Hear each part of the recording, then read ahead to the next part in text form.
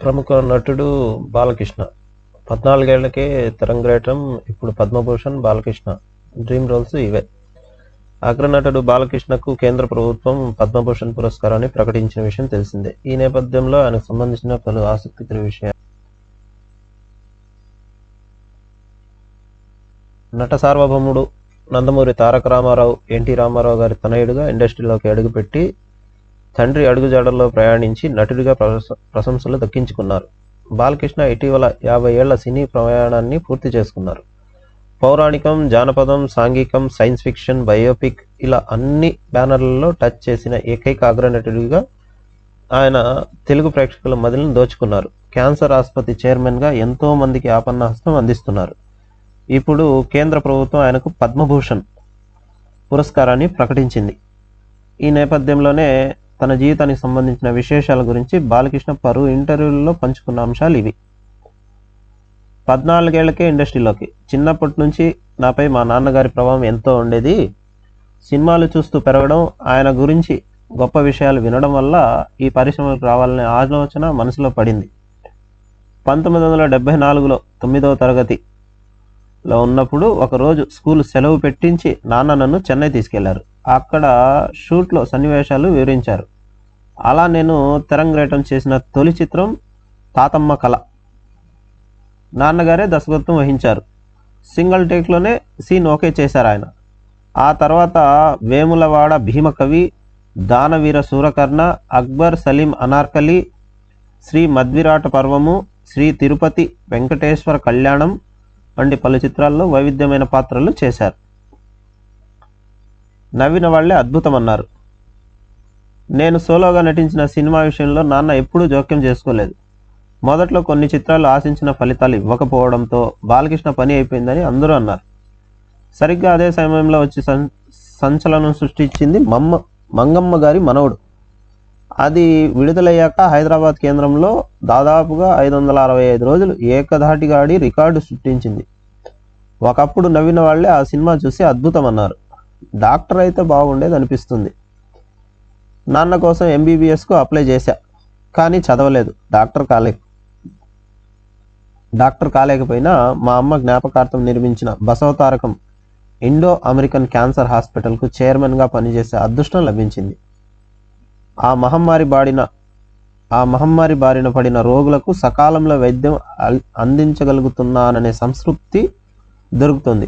ప్రాణాపాయంలో ఉన్నవారికి బతికించాలనే ఆరాటంతో డాక్టర్లు వైద్యం చేస్తున్నప్పుడు నా మనసుకు అర్థమవుతుంది. నిజంగా నేను వైద్య విద్యను చదువుకొని ఉంటే ఎంత బాగుండేదో అనిపిస్తుంది.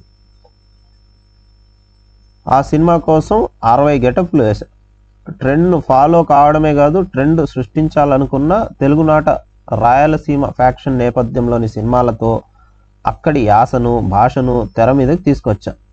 మరోవైపు నవతరం హీరోలకు పోటీగా లక్ష్మీ నరసింహ, సింహ, లెజెండ్, డిటెక్టర్, గౌతమీపుత్ర శాతకర్ణి, అఖండ, వీరసింహారెడ్డి వంటి చిత్రాల్లోనూ సాహసోపేతమైన పాత్రలు చేశా.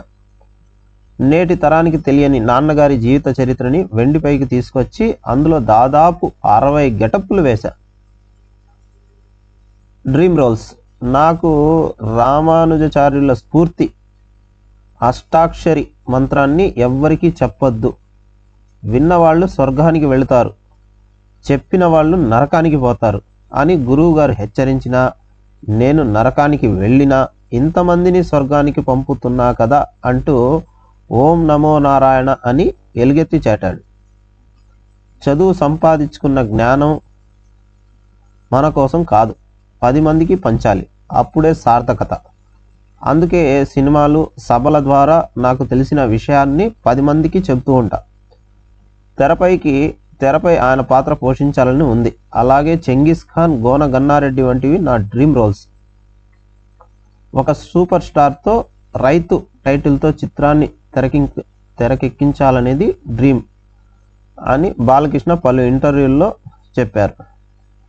ఇక బాలయ్య రికార్డులకు వస్తే 1987లో బాలయ్య సినిమాలు 8 విడుదలవ్వడం, అవన్నీ విజయాలను అందుకోవడం ఒక రికార్డు.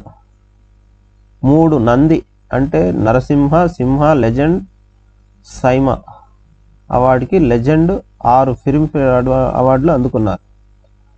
అలాగే ఇందులో నా చిన్నప్పుడు అనుకుంటా ఏమేమి సినిమాలు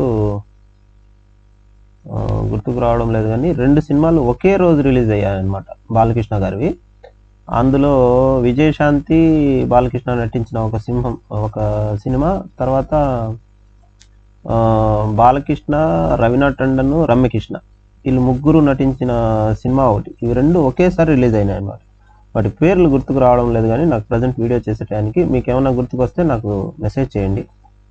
అలాగే ఈ ఛానల్ని సబ్స్క్రైబ్ కూడా చేసుకోండి, సరేనా? 2 సినిమాలు ఒకే రోజు రిలీజ్ అయినాయి. నేనైతే 2 సినిమాలు చూసిన. అప్పుడు నేను 7th క్లాస్ 8th క్లాస్ చదువుతున్నాను. స్కూల్ బంక్ కొట్టి మరీ మార్నింగ్ షో ఒకటి, మ్యాట్నీకి ఒకటి వెళ్ళాను అనమాట. వెళ్ళొచ్చిన తర్వాత ఆ తర్వాత సినిమా కూడా చూసినాను నేను నా జీవితంలో, అది వేరే విషయము. సో బాలకృష్ణ నటించిన 71 సినిమాలు 100 రోజులకు పైగా లెజెండ్ 1000కి పైగా రోజుల్లో కొన్ని కేంద్రాల్లో ప్రదర్శించడం ఓ రికార్డు. దర్శకుడిగా నర్తనశాలను రూపొందించాలనుకున్నా కానీ కుదరలేదు. ద్రౌపది పాత్రకు అనుకున్న సౌందర్య భీముడిగా శ్రీహరి లేకపోవడమే అందుకు కారణం. బాలయ్యలో రచయిత కూడా ఉన్నాడు. ఓ రాత్రి ఆదిత్య 369కు సీక్వెల్గా చేయాలని ఆలోచిస్తూ తెల్లారేసరికి కథ అంటే ఆదిత్య 999 మ్యాక్స్ను సిద్ధం కూడా చేసినారంట. సో ఇవి ఫ్రెండ్స్ ఈరోజు కొన్ని విషయాలు బాలకృష్ణ గారి గురించి. సో మీకు నచ్చితే, ఈ కంటెంట్ మీకు నచ్చితే లైక్ చేయండి, నలుగురు షేర్ చేయండి. ఖచ్చితంగా లైక్ అయితే చేయండి. ప్రజెంట్ నేను కొత్తగా వీడియోలు చేస్తున్నాను కాబట్టి లైక్ చేసి సబ్స్క్రైబ్ చేసుకోండి. సో అంతవరకు గుడ్ బై, నమస్కారం.